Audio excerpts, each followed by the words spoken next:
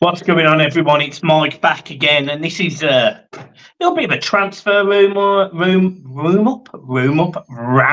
I meant to say a little bit of gossip going on to do with Everton 777 stuff, potential new buyers, and all sorts of stuff. John, how are you?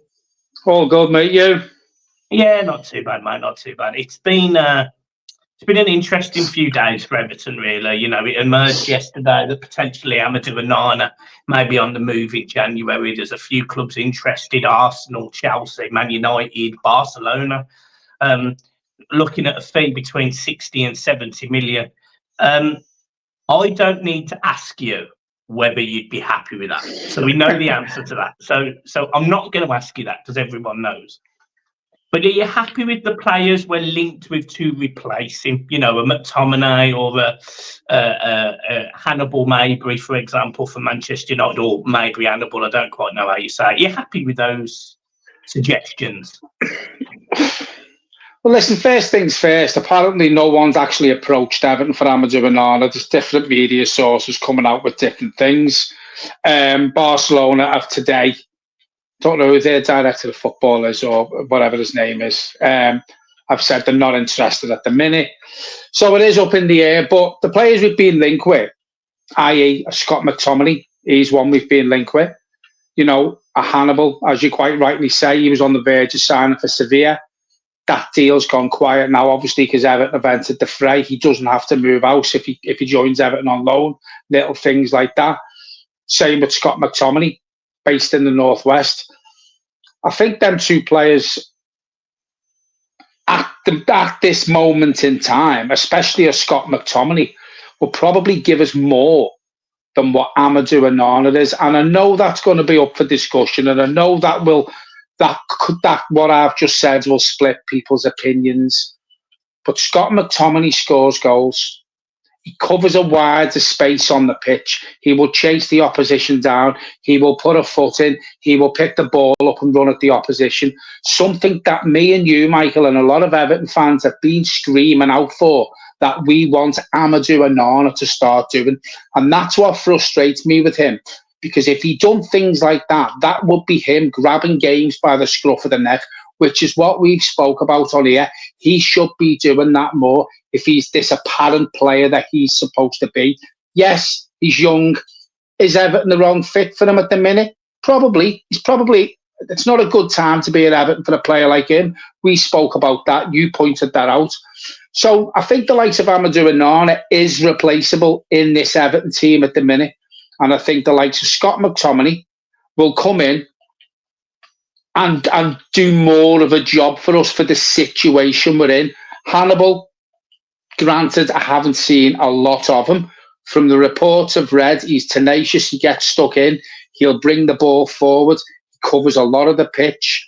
He's sort of a floating midfielder who will create moves and create space for other people and you know, create chances like Scott McTominay will for the centre forward. So I think with the players we've been linked with, if Amadou Onana was to go, I think them sort of players come in and probably give us more at this moment in time. Yeah, so I completely agree.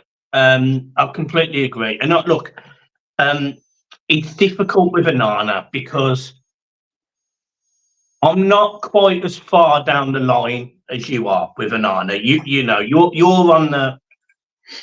I'm happy to sell him. You know, I'm fine with that, and I'm happy to sell him, but almost on the condition that we definitely bring in a player that can do a little bit of the tracking back. I'm not expecting a player to come in and be as physically strong as Onana, which is debatable, bearing in mind he's 6'4", and actually sometimes it's quite easy to get off the ball.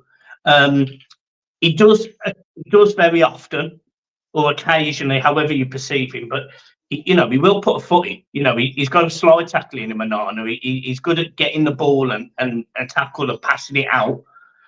We've seen the odd moment of playing these free balls and these opportunities, but as you rightly say, John, we probably can replace that with a Takeover playing a little bit deeper, or bringing in a a defensive player that's sole job is just to defend the back four. You almost don't need Onana when we need to score goals. You know, our real thing that we need now at this moment in time is goals, because we're not scoring enough. We are creating opportunities, but we need a midfielder like Takeover who's getting in and chipping in, because our strikers aren't doing that. So a McTominay for me does make sense, because he will get you 4, 5, 6 goals a season that could be in those key games. You know, we've seen it for Manchester United when they've won 1-0, or I think this season they were 1-0 down and he comes on and scores 2 goals and wins them the game 2-1. Manchester United fans don't really like McTominay, don't really rate him, but every time I've watched him, I've thought he'll put a foot in. He's dedicated. He'll do the mileage, and he will get in the box and try and get a header or, you know, a little shot off. So I'd be happy with a McTominay alongside a James Garner and a Takeover in the middle of the park. That midfield, I'm not going to say it massively excites me, but it does make me think it's what we need right now. Hannibal, yeah, you're right. I agree with what you're saying about Hannibal. It's difficult to judge him because we haven't seen enough Premier League games. We're watching videos on YouTube and, you know, watching clips of him. And look, he looks a tidy footballer. He looks like he'll get stuck in, as you said, and you rightly used the word tenacious. He looks like he'll get stuck in. He'll carry the ball. He'll pay it off. He will have a shot. Looks like he's got a little bit of skill and a small turn of speed. I don't think he's going to light the Premier League on fire for us. I don't think he's going to be a Ross Barkley getting the ball deep and carrying it forward. But he does look like he can have something. And on loan, I don't really have an issue with that. But for me, taking £70 million for Onana in January, I think it's a no-brainer, actually. And I know people will disagree, but I do think it's a no-brainer with our financial situation, with the fact that this is the season where you probably can get rid of some of your better-known players for the cash flow and get away with it. Do you get what I mean? Well, the likes of Amadou Onana, I think it's pretty obvious from reports and obviously the way people perceive Amadou Onana compared to the rest of the team. He's our most saleable asset. Apart from Branthwaite. But again, you know, if we got rid of Branthwaite, for example, we'd miss him. Yeah. If we got rid of Onana, he's replaceable. So going back to the 2 players we've mentioned, Hannibal and McTominay. For me, McTominay especially is a more complete midfielder. I'm not saying he's the best in the world, but Amadou Onana is not a complete midfielder. I'm not saying Scott McTominay is an out-and-out complete midfielder, but I think McTominay would give you more overall, which is what we spoke about. Yeah. Which, you know, when you look at it in perspective like that, Amadou Onana is replaceable. And if the likes of Scott McTominay comes in, he's going to be our most out-and-out midfielder, the all-round midfielder that we need, which is what you spoke about then. He will pass the ball through, he can score goals, he can create chances, he'll put a tackle in, he'll do running. We can't say Amadou Onana at this moment in time does all that. So he's more of a complete midfielder than what Amadou Onana is. You know, our midfielders, Michael, when you look at, take Gomez out the equation because obviously we know he's had the injuries and stuff. But when you look at Decore, and when you look at Onana, and when you look at a Idrissa Gana guy, they're very similar. Whereas when you look at Scott McTominay, he has something different than them 3 players. McTominay is kind of like James Garner, isn't he? Yeah, and don't get me wrong, out the 3 players I've just mentioned, obviously Garner, Decore and Onana, the best all-round midfielder we've got at the minute, and the midfielder who we would miss the most. I know we've missed Decore. I know that. Calvert-Lewin's missing Decore. Everton scoring goals and creating opportunities is missing Decore. But James Garner overall gives you more than them three players. So you've just said McTominay is similar to James Garner. Can they play together? Yeah, I think James Garner. And by the way, this is the same McTominay signed, sealed, delivered. It's just a name we've been linked with and the sort of player that we think would probably fit into Everton at the minute. Yeah. So James Garner and McTominay could possibly play together. And you can either push Decore further forward or you can bring him further back. Decore can do that job either ends. If he sits in front of the back four, or he's pushed further forward. And we know he can do that sort of game further forward because we've seen how much Dominic Calvert-Lewin's missing him and how isolated he looks. Yeah, spot on. Yeah. What do you think? Moving away from the transfers now, because we were told it was going to be a quiet window, and I don't know. I'm on the fence as to whether Onana will really go, but if he does, he does. Obviously, there is a takeover in the background. And we thought, before we talk about that, I just wanted to mention Calvert-Lewin. Obviously, his red card was rescinded today. Now, it's been rightly rescinded, rightly. But it stinks. Like, it makes VAR absolutely stink. And I know that there's somebody now that's going to lead the PGML. He got announced today, I read. But it absolutely stinks when the referee doesn't give a foul, the linesman doesn't give a foul, VAR say you need to look at it, they then say that he needs to get a red card, the referee agrees with them, and then it's rescinded 4 days later. It absolutely stinks of a VAR office that does not know what they're doing. But the thing is, Michael, we could have easily not got that overturned. Now, lucky enough, it has been. Where's the punishment for these people who made that decision that was a red card? Where's their punishment? Should they be taken off VAR duties? Because as you quite rightly say, the referee didn't give it, the linesman didn't give it. He got sent to the screen by the VAR. Someone who's sitting in the back of a truck was refereeing that game for the referee. The referee should be turning around and saying to them, look, I'm unsure about this. Can you have a little look in the back of your wagon and just give me a little bit of a heads up? Do I need to go and look at that screen?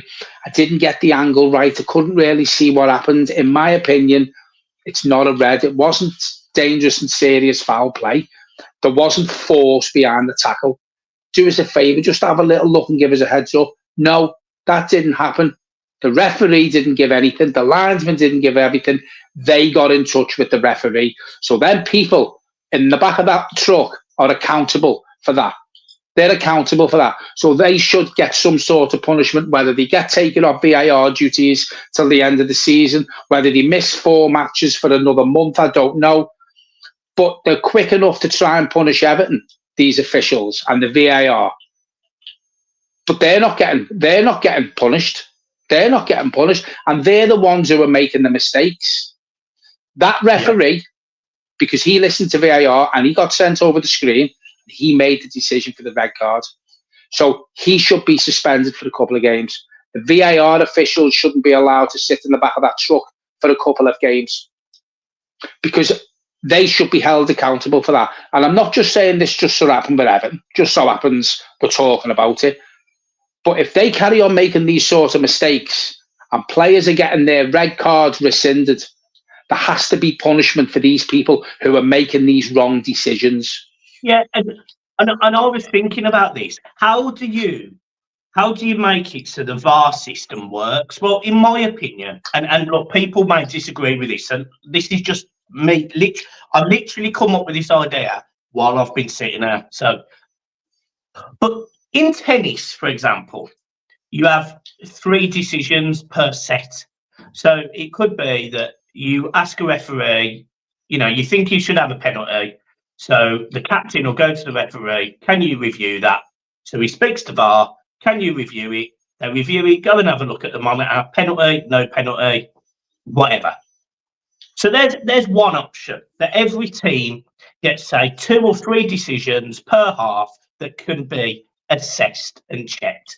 You do it in cricket. It's like a review. You do it in cricket. Yeah, and why can't we do that instead of VAR interfering in perfectly good decisions? It's like the Gomez one. The Gomez goal against Spurs. Now, both me and you at the time said, look, I can't understand why it was given. It's soft, but I can see why it's given.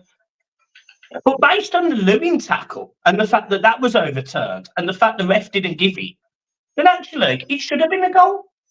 Because the contact was as soft. So I sit there and I think it's even affecting us as fans now because we don't know what a foul is anymore. We don't know what's going to be given as handball. You know, it could be that 20 years ago I watched, you know, David Unsworth get absolutely smashed by, I don't know, anyone, Thierry Henry, and I could say that's a foul. And I'm not going to say 9 times out of 10 because I still think there was bias towards bigger clubs then, but 7 times out of 10 or 6 times out of 10, you'd win a foul and that would be it. You don't get that now. You just don't know. And the thing that gets me is it's got to the point now where the fans forum are having to send letters to the FA because the Premier League, because the club won't do it. It's almost like the club won't defend themselves. And that's what infuriates me because the Premier League is hell-bent on shafting Everton. Hell-bent. I mean, it's obvious, right? They're hell-bent on shafting Everton. I mean, it was so obvious that when Everton were top of the form guide 8 weeks ago, whenever it was, they excluded Everton out of the form guide. Yeah. I mean, it's so obvious. Yeah. So, but they don't hide it, do they? So why are we being soft? Be aggressive with them. Tell them. You know, I didn't want the fans forum writing that letter. I wanted the fans forum writing that letter to Everton and Everton saying, right, this is our fans. This is what they're noticing. You need to sort this out. They didn't. And that means the fans forum, they won't get a response from Howard Webb and the PGML and they won't. They'll just be ignored and it'll be a complete waste of time. And they give 6 credible, I think it was 6 very credible incidents to the point where, you know, Piate's yellow card against Liverpool for Liverpool doesn't get it, you know, but that season we see Van Dijk or the season before literally go well above the ball onto someone's ankle, not giving us a red card, and the excuse was it's over the ankle, and then Calvert-Lewin's getting sent off for that. It mind boggles me, John. I don't get it. What you've just said there about the fans forum sending the letter, there was something today on social media that Howard Webb has responded. Brilliant. Yeah, I was trying to. He has responded to the letter from the fans forum. He said he is going to look. They do care. The PGML care massively about whatever. That's lovely. But thank you. It went as far. The reply was, "Thank you for your letter along these lines. I've took your case on board. I've took your letter on board. I will look into it and I will get back to you with my findings." That was it. So we all know what the response is going to be. Yeah, we all know what the response is going to be. It's going to be, yeah, you're absolutely spot on. We got it wrong 6 times, but nothing's going to change. Exactly. They'll apologise. Yeah, it'll be an apology, and that's probably why his red card's being rescinded, because they will come back with a reply. Yeah, we've looked at certain incidents that you've flagged up in the letter, and yeah, we could have looked at it and we could have dealt with it better. The decisions could have been different, but we looked at the Calvert-Lewin one and we did rescind that red card. That's it. So then, games in the future, we'll put up with exactly the same shit. It's like Everton winning a penalty. So we're no longer now. We ain't going to win a penalty for another 2.5 years, and we ain't going to have a red card against us for another 2.5 years because they've rescinded a red card for us. Honestly, mate, it's so corrupt. It just annoys me. But right, I'm I'm not getting into VAR because I hate it. Let's just quickly talk about 777. So we heard the rumours. Alan Myers, well, it's not really right. Alan Myers come out and said it could happen any day. He sent Everton fans into a bit of a frenzy. I kind of think it was a little bit tongue-in-cheek from Mr. Myers. I don't necessarily think it's like imminent. I think it's more like the end of January. What do you think? What do you think is going to happen? Well, Alan Myers saying it could happen any day. That's like saying it's going to go light in the morning, isn't it? You know, it's going to happen any day. You know, it is. What do I think happens? I think it gets passed. I do think 777 will be. They've pumped so much money in. You know, you don't pump that much money in without giving some sort of heads up that it's going to get passed. And whether it be them, whether it be this American consortium that's being banded around today with a very, very well-known, influential footballing person behind this consortium from America waiting for the 777 deal to fall through.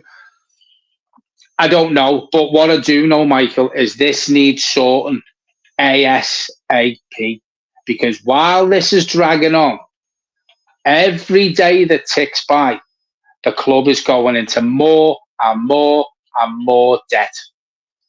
Yeah, we spoke about the running costs a couple of weeks ago, and with the wages and the stadium's got to be funded more.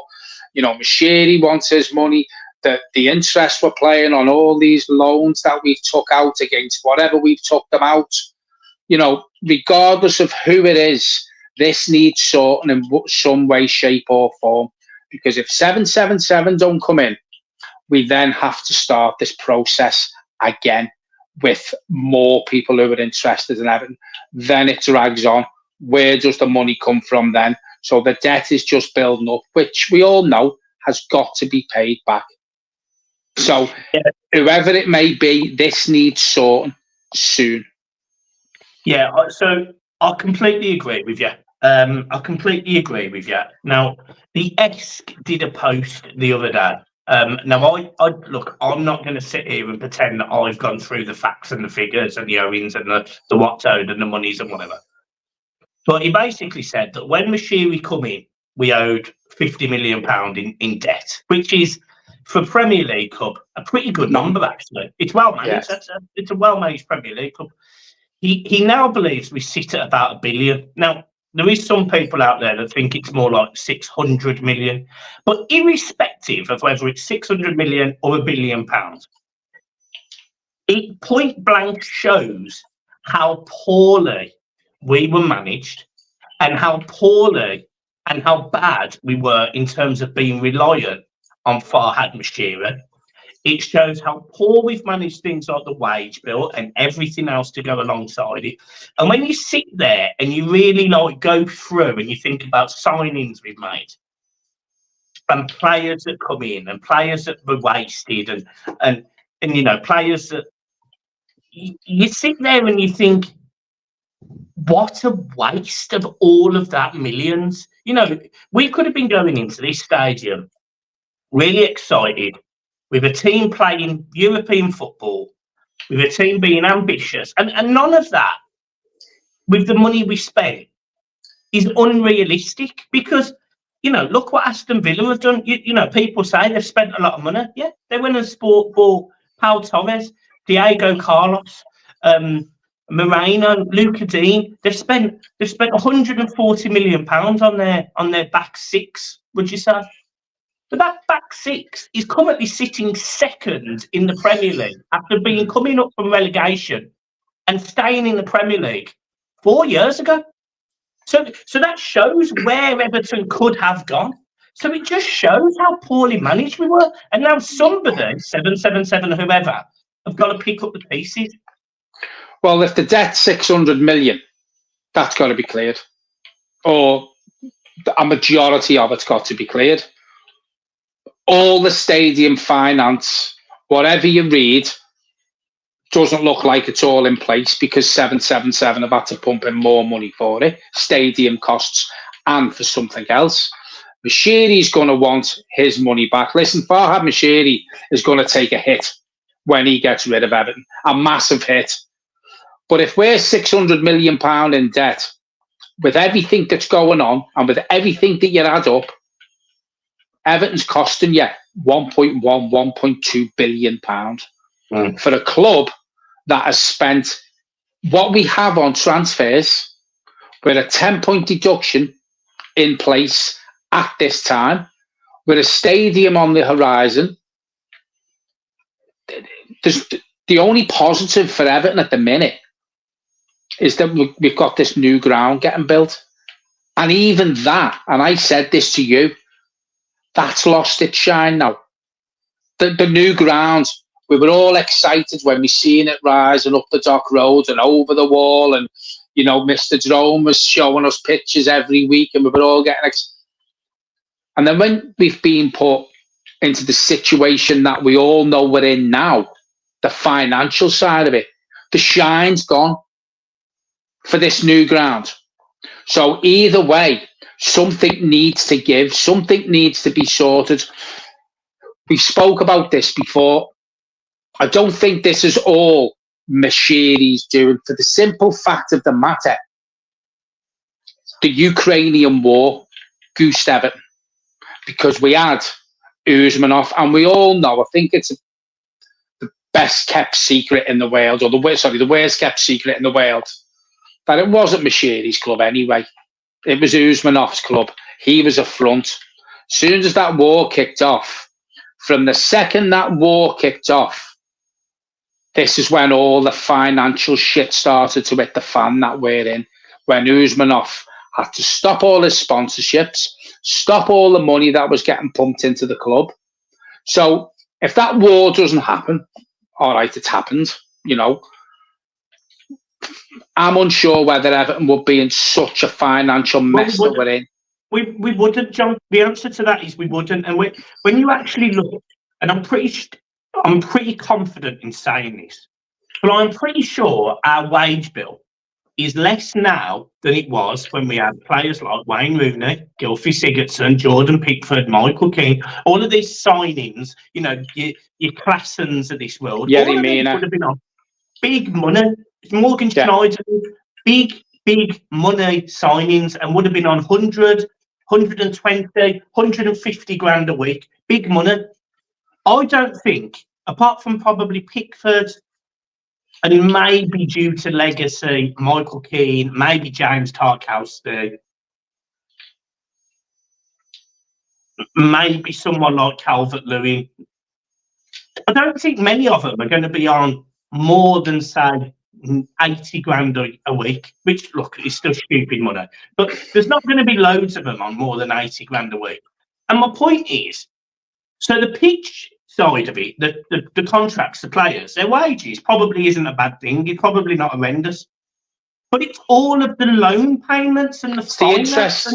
It's the interest. It's killing us. It's absolutely killing us. And it's actually stopping us. This stadium is actually stopping us being able to spend money that we can spend because of the commercial interest on these deals. Now, all Everton, in my very, very humble, weak financial opinion, need to do is to, one, get out of Goodison Park, which is why the more, although I agree with the decision, the more I look at the fact we're not moving into this stadium halfway through, kind of confuses me a little bit. But I do agree that we see out the season at Goodison, because I would prefer that.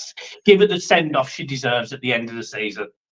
But the thing that I don't understand is there's going to be ground at Goodison Park which will be sold to housing developers, and that ground, that area, will be bought for an amount of money, and there'll be whatever. Right? Everton are keeping that. Okay, well that's fine, but the apartments will still be sold. Yeah, so they'll still be sold. So Everton will still make money from that area. So you've got that little bit of money. You've got the commercial revenue of the more executive seating, the 12,000 additional fans. You've got that extra money. You've probably got an increase in season ticket prices. You've got that extra money. But the problem is, because of the way that the stadium's been financed and structured, which just seems to be an absolute, I'll put it frank, a bit of a shit show, with loans here, there, and everywhere, and not one mortgage, one lender, one mortgage. It's killing us. And actually, John, I'll go even further than that. It will continue to kill us until somebody refinances this stadium. And this is what I was just going to say then.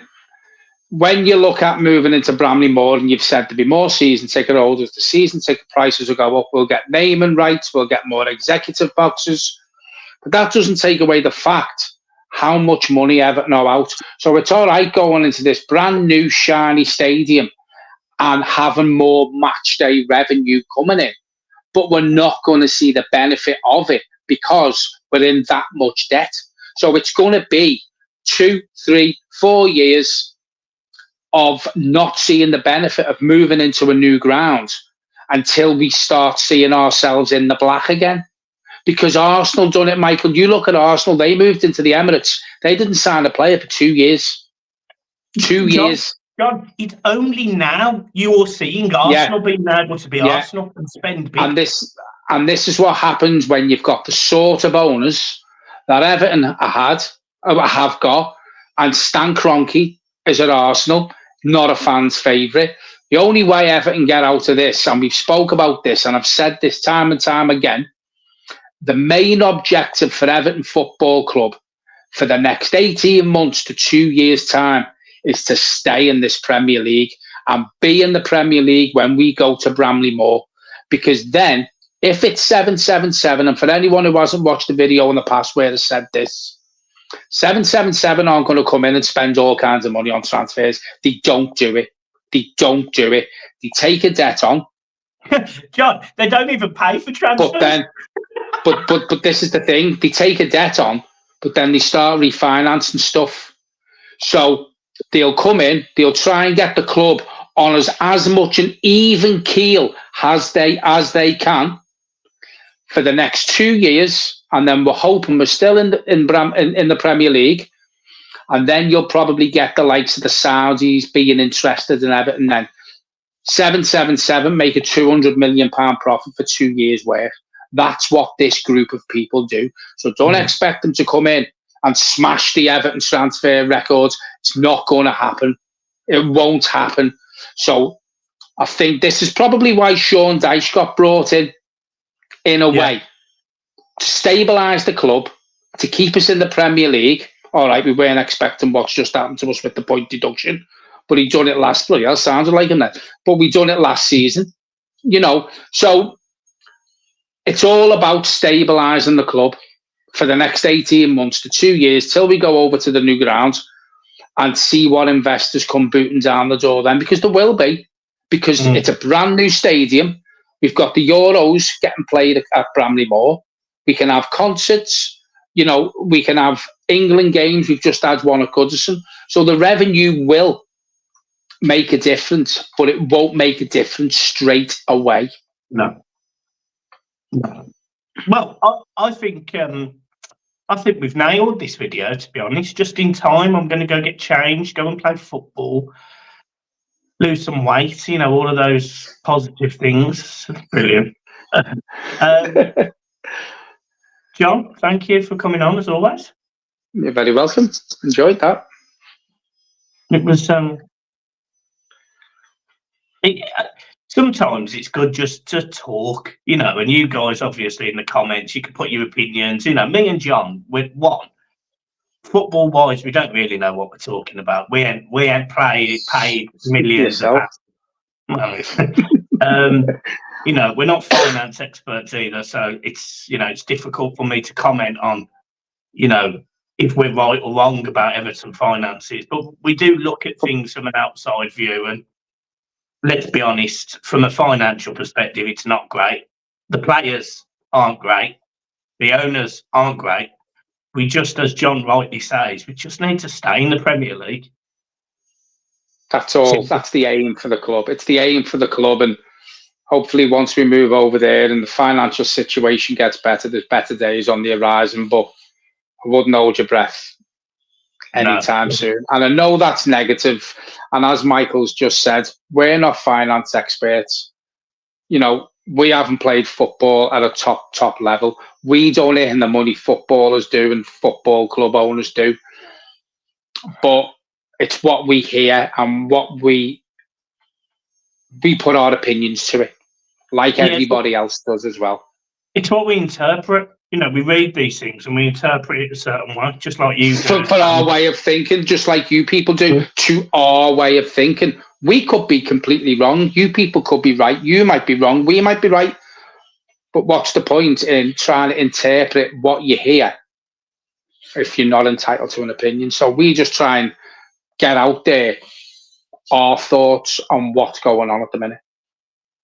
Yeah. Guys, right, I'm leaving it there. Keep smiling. Make sure you hit the like and subscribe button.